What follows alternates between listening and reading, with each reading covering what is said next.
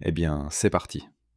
Des dizaines d'avions de l'OTAN ont encerclé l'enclave russe de Kaliningrad. Et dans les cercles politiques occidentaux, on parle de plus en plus de la mise en œuvre du plan du général de l'OTAN, Donayou, qui prévoit justement la prise de Kaliningrad comme première phase de la guerre contre la Russie. On sait que les forces aériennes des États-Unis, de la Pologne, de la Norvège et de la Lituanie ont mené des manœuvres aériennes près des frontières de la région de Kaliningrad en Russie. Jusqu'à 50 avions et hélicoptères ont participé à l'opération, y compris des avions de reconnaissance, des avions ravitailleurs, des chasseurs, ainsi que des hélicoptères d'attaque. Le commandement opérationnel polonais a déclaré qu'il s'agissait d'exercices visant à renforcer l'interopérabilité des forces alliées et à s'entraîner à des opérations aériennes conjointes. Il a également précisé qu'il s'agissait d'une opération conjointe dirigée par les États-Unis d'Amérique. Il est important de noter que le scénario de l'exercice n'a pas été publié. De plus, leur tenue n'a pas été annoncée à l'avance, comme c'est généralement le cas dans de telles situations. De plus, un peu plus tard, cette opération d'entraînement s'est étendue également à la mer Baltique et même à la mer Noire. C'est pourquoi cela a beaucoup effrayé les Russes, car les avions de l'OTAN ont encerclé Kaliningrad de manière inattendue. Au même moment, on a appris que, juste après les exercices, des représentants du comité militaire de l'OTAN se rendaient à Kiev. Je souligne qu'ils n'étaient pas venus en Ukraine depuis déjà 8 ans. Mais ce n'est pas tout. De plus en plus de responsables politiques en Europe et aux États-Unis déclarent que oui, une guerre avec la Russie pourrait commencer dans un avenir proche. Je m'appelle Alexei Petchi.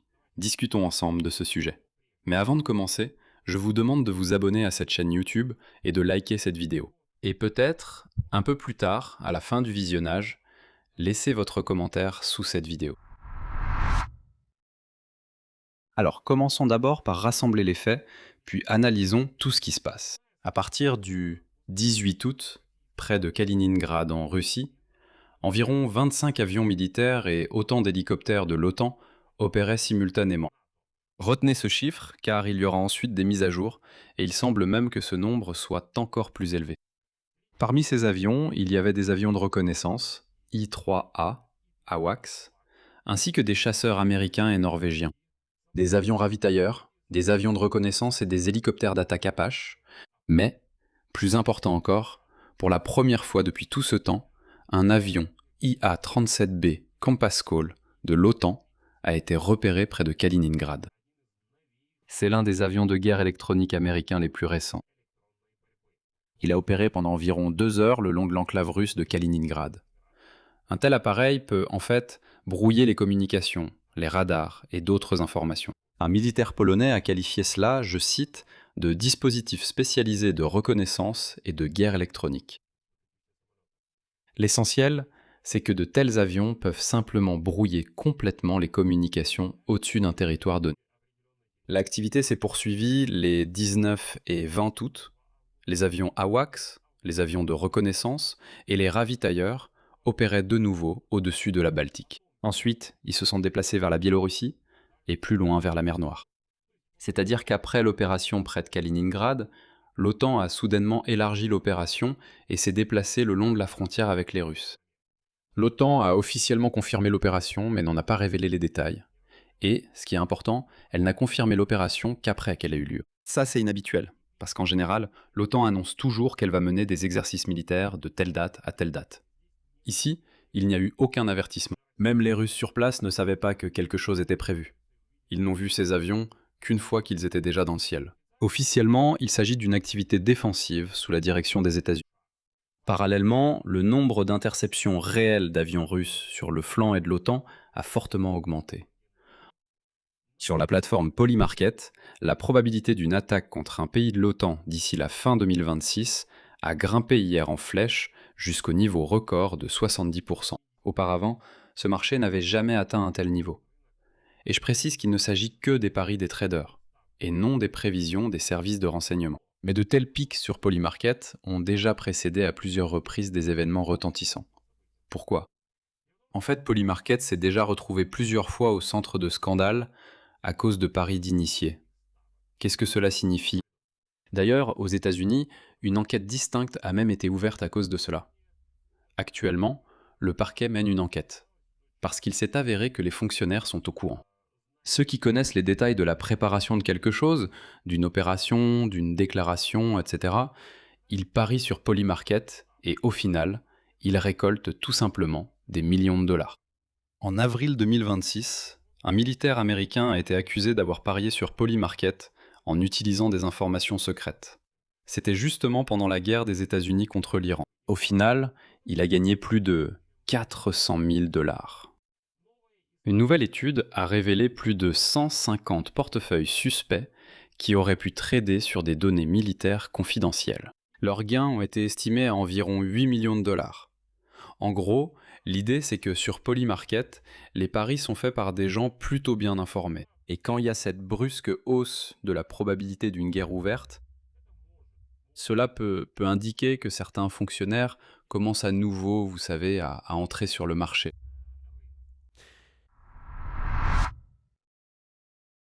Maintenant, analysons toute la situation en détail. Commençons par l'analyse allemande autour de Kaliningrad, car c'est elle qui donne la version la plus complète de ce qui se passe. Selon le journal Mercure, le 19 août, plus de 50 avions de l'Alliance se trouvaient simultanément au-dessus de la Pologne et des eaux de la mer Baltique. Autrement dit, le chiffre s'est avéré supérieur aux premières estimations de 25 appareils. Les observateurs du journal l'ont écrit clairement. Il ne reste plus qu'à espérer. Espérer que la Russie a compris ce message. L'analyse de l'université de la Bundeswehr Carlo Massalo a déclaré dans le même article que les exercices visaient précisément à démontrer les capacités de l'OTAN dans la région. Et il ne reste qu'à espérer que Moscou a interprété ce signal correctement. En gros, si nécessaire, l'OTAN dispose de suffisamment de force pour, par exemple, s'emparer de Kaliningrad ou le placer sous un siège très strict. Et selon Mercure, un niveau d'activité aussi élevé de l'Alliance de l'Atlantique Nord indique un vaste ajustement stratégique de l'OTAN dans la région. Autrement dit, le commandement de l'Alliance élabore simultanément plusieurs axes opérationnels à la fois. Le premier axe, c'est le corridor de Suwałki. C'est une bande de terre étroite qui relie la Pologne et la Lituanie et qui est considérée comme le point le plus vulnérable de tout le flanc est de l'Alliance. Puisque c'est par là que passe la seule route terrestre qui approvisionne les États baltes, dans le cas où Kaliningrad et la Biélorussie bloqueraient simultanément ce passage. Deuxièmement, l'OTAN élabore des scénarios d'opérations terrestres, dans le cadre desquels sont envisagées d'éventuelles contre-attaques contre les systèmes de défense antiaérienne et antimissiles de la Fédération de Russie, déployés directement sur le territoire de l'oblast de Kaliningrad. Eh bien, il convient ici de rappeler le lien direct avec ce que nous avons déjà analysé auparavant sur cette chaîne YouTube. En particulier, avec le plan de l'OTAN en cas de guerre avec la Russie. L'ancien commandant des forces terrestres de l'OTAN, Christopher Donahue, a précédemment déclaré que l'Alliance avait élaboré un plan pour neutraliser le potentiel militaire de la Fédération de Russie, précisément dans l'oblast de Kaliningrad. Cela deviendra le premier acte de guerre contre la Russie. La neutralisation du potentiel militaire de Kaliningrad, et si la Russie ne comprend pas le signal après cela, l'OTAN est même prête à occuper temporairement ce territoire. Ou prendre la deuxième option, un siège total. Autrement dit, l'activité aérienne actuelle n'est pas simplement, vous savez, une démonstration abstraite de force. Non, c'est une répétition directe d'un scénario concret, et c'est important, déjà annoncé. La première étape de ce scénario, si l'on se souvient de la structure de l'OTAN appelée Land War Warfight Concept, prévoit des frappes précisément contre les systèmes de défense aérienne de Kaliningrad en tant que première cible prioritaire. Le contexte plus large dans lequel cette activité de l'aviation de l'OTAN près de la région de Kaliningrad est apparue est également révélateur. Une activité inhabituelle de l'aviation de l'OTAN a été enregistrée après les avertissements des services de renseignement américains concernant le risque d'une attaque de la Russie contre un pays de l'Alliance afin de tester sa détermination à défendre ses alliés. C'est exactement le scénario que nous avons déjà analysé avec vous dans les épisodes précédents en ce qui concerne les pays baltes. Ne manquez pas les épisodes et vous serez toujours parfaitement au courant du contexte. De plus, à peine 2 semaines auparavant, les autorités lituaniennes avaient déclaré que le Kremlin pourrait envisager des attaques contre les infrastructures critiques des pays baltes en utilisant des drones ukrainiens capturés afin de dissimuler sa propre implication dans l'attaque. Autrement dit, la version d'une opération sous faux drapeau dont nous avons déjà parlé auparavant. Maintenant, je vais vous donner la composition précise du groupe aérien observé, les 18, 19 et 20 août, directement près de Kaliningrad. En particulier, il y en avait plusieurs, mais je vais les nommer un par un. Donc, plusieurs avions de détection et de contrôle radar à longue portée, des AWACS I-3, un avion américain de guerre électronique EA-37B Compass Call et un appareil de reconnaissance Artemis II. Cela confirme et complète les données déjà présentées, à savoir que l'ensemble du matériel n'indique pas des vols d'entraînement ordinaires, mais bien un ensemble de moyens de reconnaissance et de guerre électronique, capables de collecter des données sur le fonctionnement des systèmes de défense aérienne et de communication russes en temps réel, et de les brouiller immédiatement. Parallèlement à l'activité aérienne, un mouvement maritime a également été observé, mais cette fois de l'autre côté. Selon le projet de surveillance Activatica, des sources indépendantes ont signalé le déplacement des forces russes dans la région de la Baltique et en mer du Nord. En particulier, il a été signalé l'approche dans la région des navires Sparta et Général Skobeliev, ainsi que du grand navire anti-sous-marin de la flotte du Nord, l'amiral Levchenko. Non loin des côtes allemandes, la frégate amiral Kazatonov a également été aperçue, celle-là même équipée de missiles hypersoniques Zircon, dont j'ai déjà parlé dans le contexte des menaces de Vladimir Poutine de saisir les navires occidentaux en réponse à la saisie par l'Occident des navires de la flotte de l'ombre russe. Certains observateurs interprètent actuellement ce qui se passe comme une démonstration de l'état de préparation de l'Alliance face au redéploiement des forces russes. Maintenant, comment la Russie réagit-elle directement à tout cela ?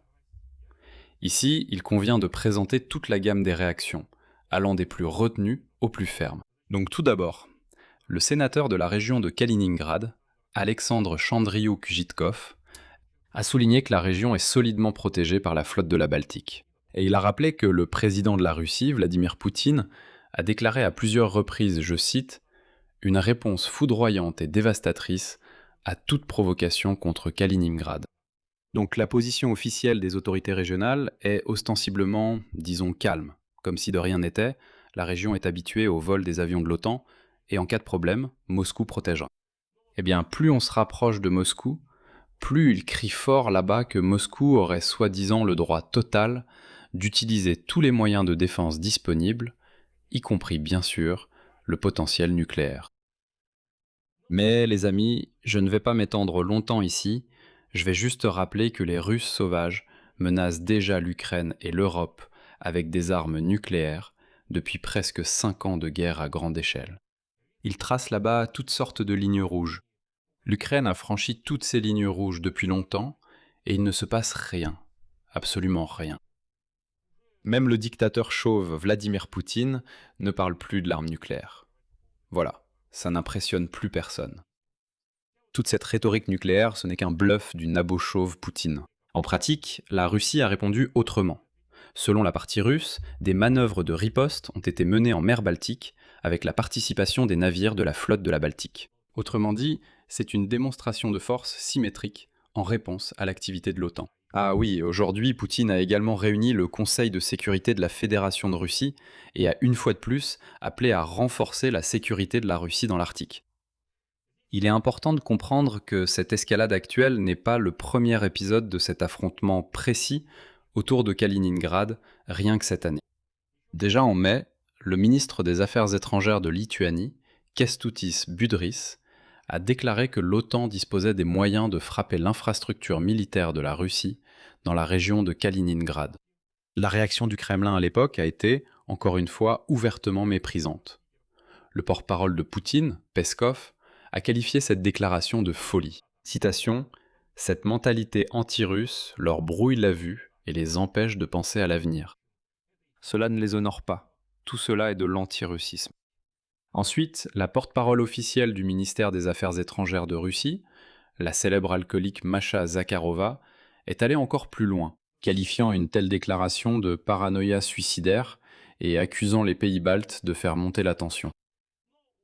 Mais déjà en juin, l'OTAN a mené un exercice directement en Lituanie, dans la région du corridor de Suwałki, au cours duquel les militaires occidentaux s'entraînaient à mener une opération de blocus de Kaliningrad.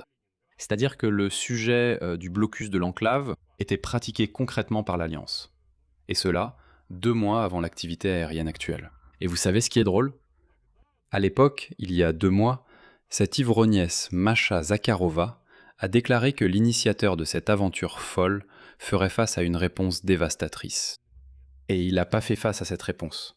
Il n'a rien eu, et il a même mené des manœuvres encore plus importantes autour de Kaliningrad. Ici, je vais expliquer à quoi cela ressemble et ce qui se cache derrière tout ça. La version officielle de la Pologne et de l'OTAN, c'est qu'il s'agit d'exercices prévus pour travailler l'interopérabilité des forces alliées, sans lien avec quoi que ce soit de concret. Le problème avec cette version, c'est que les exercices n'ont pas été annoncés à l'avance, comme c'est l'usage.